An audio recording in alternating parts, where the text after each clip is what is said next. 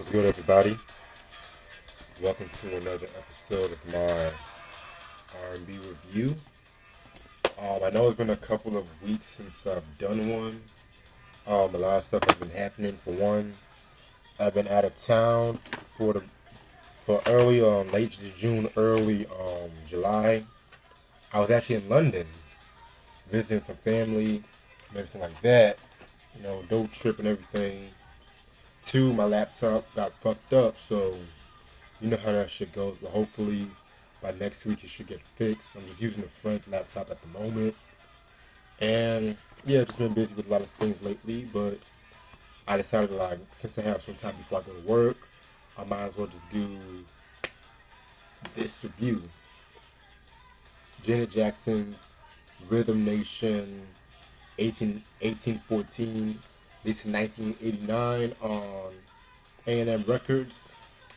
Singles I'm most known for are Rhythm Nation, Miss You Much, Love Will Never Do, Alright. I think Escapade was a single too. Black Cat and Come Back to Me. Producers include Jimmy Jam and Terry Lewis, Janet Jackson, Jelly Bean Johnson, and executive produced by John McClain. And what you listen to in the background, if you can hear, is Rhythm Nation. Okay, so after Control was released, it was critically acclaimed, very successful. The label wanted Janet to do a similar album to Control, basically.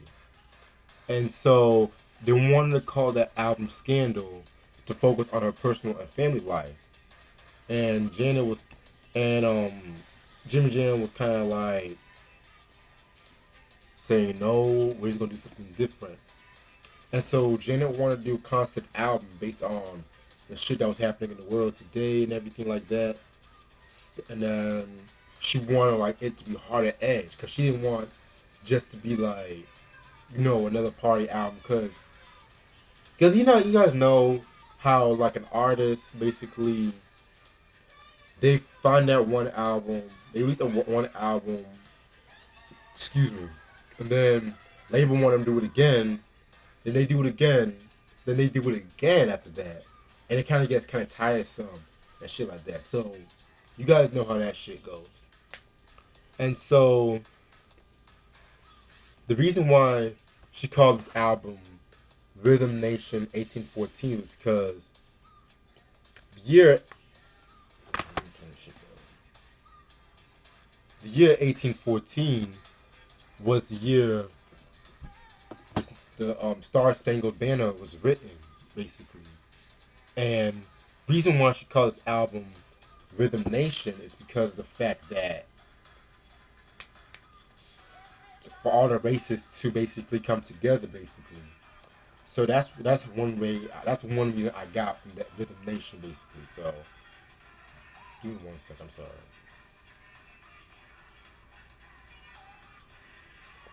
Okay. And yeah, and so this was actually the only album in history that the U.S. that the singles basically all seven singles peaked within the top five in the U.S. Billboard Hot 100 and shit like that. And so yeah, basically, this album was released and shit. Put in the booklet, like more dark. I love her wardrobe during this era. The lyrics to the songs, which I fucking love, and I wish artists could still do that. Picture of Janet right there.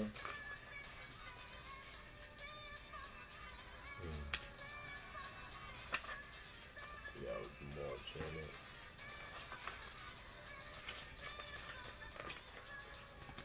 So yeah.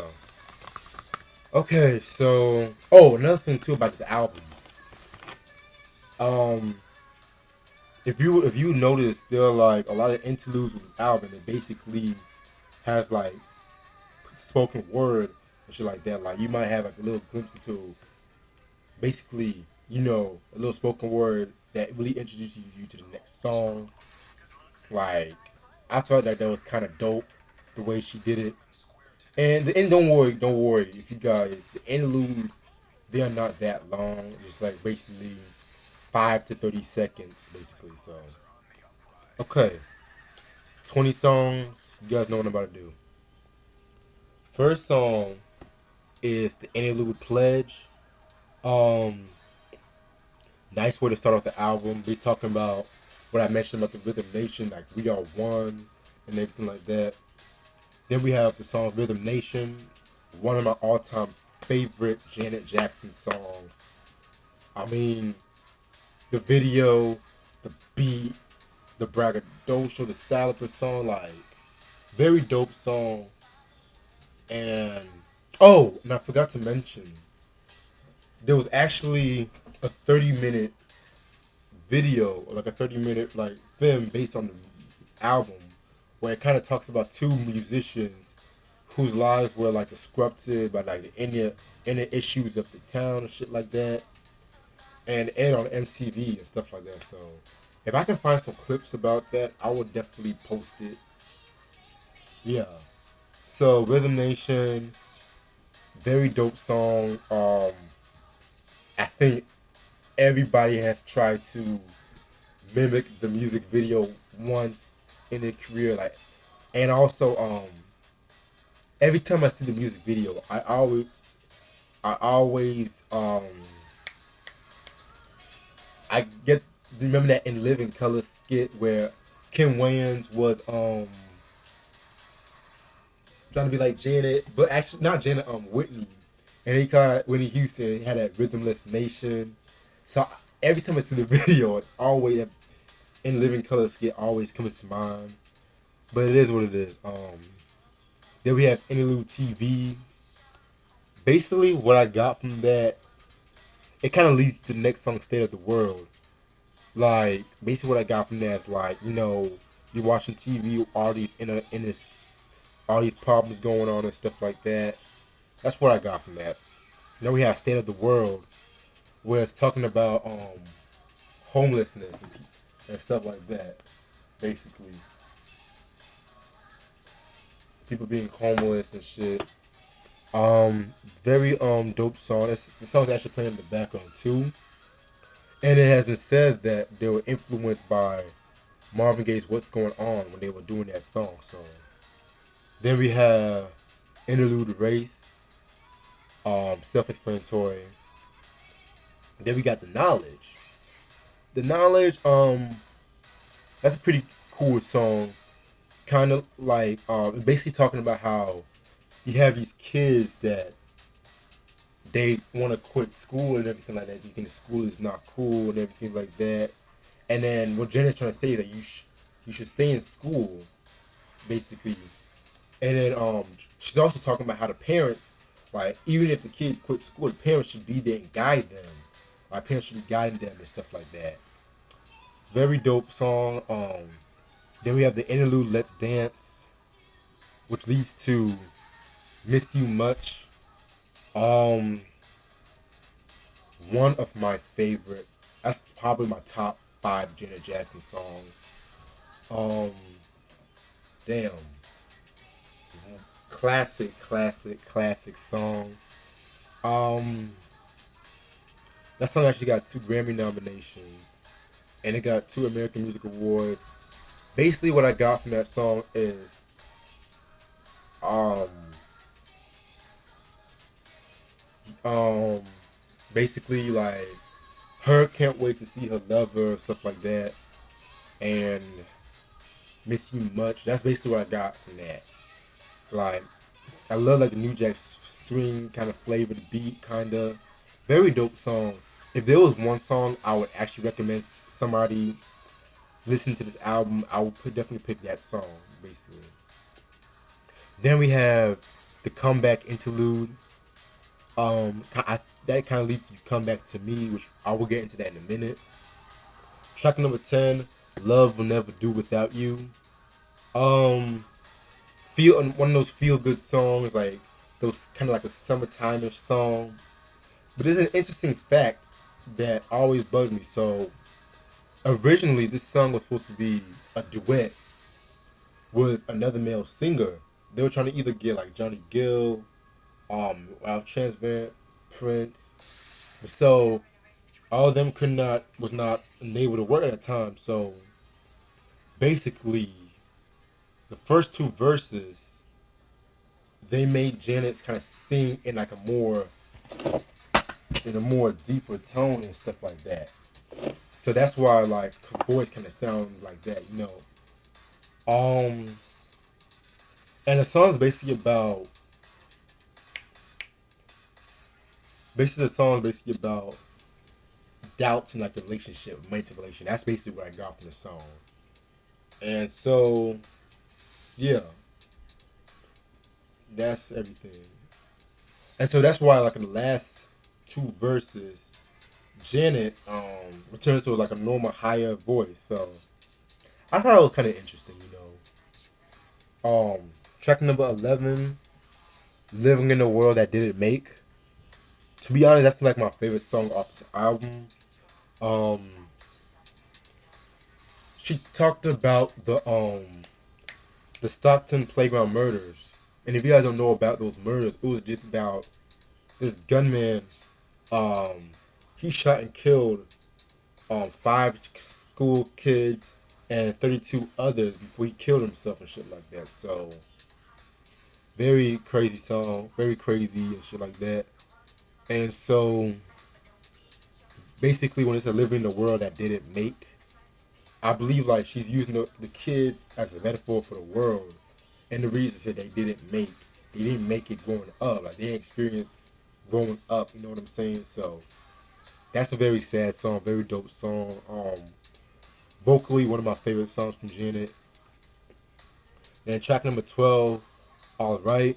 Um, that features Heavy D. Rest in peace to Heavy D. Oh damn. Rest in peace to Heavy D. Um, very dope song. Um, I love the video of the song because the video paid homage to cats like Cab Calloway, Nicholas Brothers, and all that. And you could really sense Cab Calloway dancing kind of like influenced Janet a little bit. So yeah. Then we got the interlude "Hey Baby," which leads to "Escapade." Um, Another one of those feel good tracks. Love this song. Um, it's just basically the best way to describe that song. An updated version of the Martha and the Vandellas song "Dancing in the Street." That's the best way to describe that song. Track number 15, "No Acid," interlude. And track 16, "Black Cat." Now this is probably my second favorite song off this album because if you guys know about your superstition, Black Cat basically is a symbol of bad luck. And so, basically, Janet is talking about gang violence and substance abuse.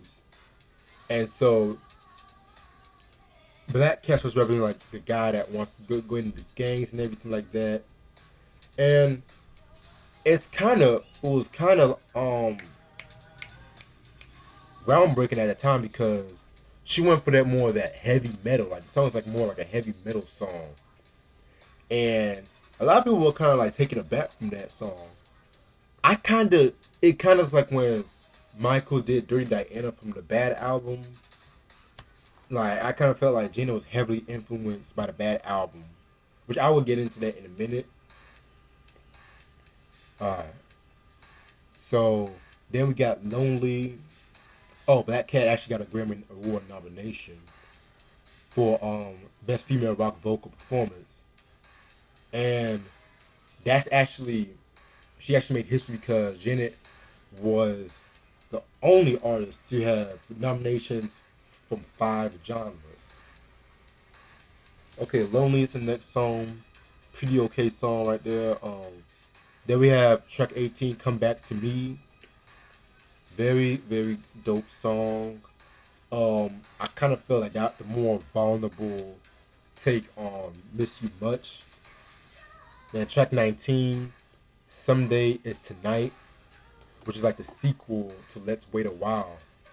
Because Let's Wait a While, if you guys saw my controlled view, Let's Wait a While was basically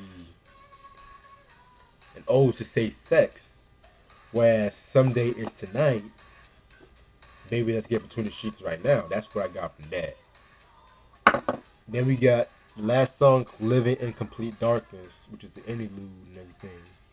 And that's all the time I got for this album. My opinion, one of her best albums ever. Not just one of her best, one of the greatest albums of all time. Like, this was the album where she put her mark on a genre, like, basically. And it's like, I say that she was kind of influenced by Bad because whereas Michael Jackson's Bad, he started taking on more social issues with his songs, like songs like Another Part of Me, Man in the Mirror. And Janet kind of did it, but she had like a more harder edge towards it. Songwriting, a huge step up from Control, basically. Because whereas Control was talking about a female's independence, this basically said, I already got my independence, give me my respect right now, basically. Another thing I love, the production was phenomenal on this album. A more harder edge production. This might sound kind of controversial to say, but I kind of feel like this album influenced Public Enemy's Fear for Black Planet. Now let me explain. Let me explain. Because while Public Enemy's Fear for Black Planet, production wise and content wise, it was more of a step up between It Takes a Nation of Millions to Hold Us Back, which both of them are two classic albums. But Fear for Black Planet gets that edge for me. Also, with that album, just like with this album, Chuck D was talking about stuff that was not like what you expect to hear on a rap album at the time. So, but I'm gonna save that because I'm gonna review Fear for Black Planet one day. I'm gonna save most of that for that. What else about this album? Right, yeah, highly recommended. Um, like this album was a little more featured the political side of Janet, while Control featured the independent side.